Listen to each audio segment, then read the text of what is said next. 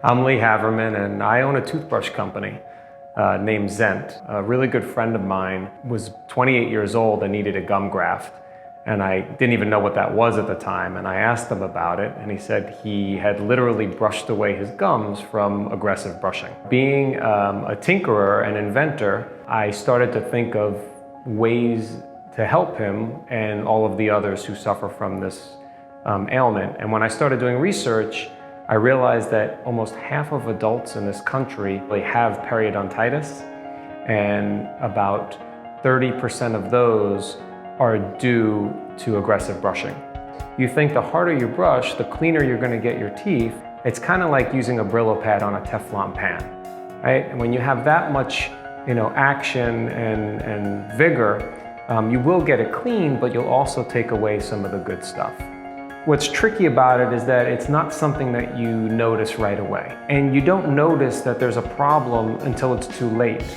And at that point, that's when your hygienist or your dentist will tell you your gums are receding, which can lead to the need for a gum graft. It could lead to tooth loss. It could lead to more easily decaying of the teeth because the root, or that bottom layer gets exposed. And when you have oral care problems, that could affect other medical issues. So I started looking around at the research and what is the right amount of pressure? How hard should you brush to adequately remove plaque and tartar while not doing damage? So it turns out there is a sweet spot. 150 grams is that magic number.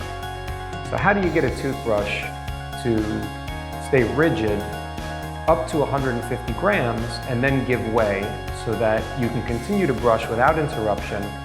So I started to tinker, taking apart toothbrushes, cutting them in half, using magnets, hinges, all sorts of variables to see if I could get this to work in a way that wouldn't be obtrusive, would be simple and elegant, and ultimately did come up with the help of some mechanical engineers what we now have as the ZentFlex toothbrush. But really the key is in this joint here, which underneath the hood is a stainless steel patented spring.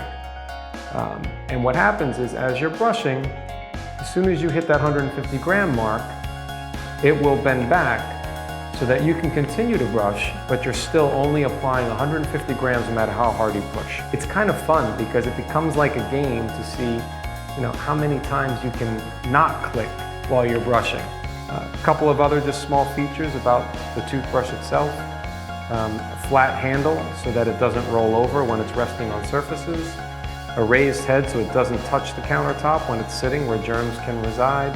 And the flat handle also facilitates using the fingers versus a fist, which also promotes more gentle brushing and uses the least amount of plastic possible.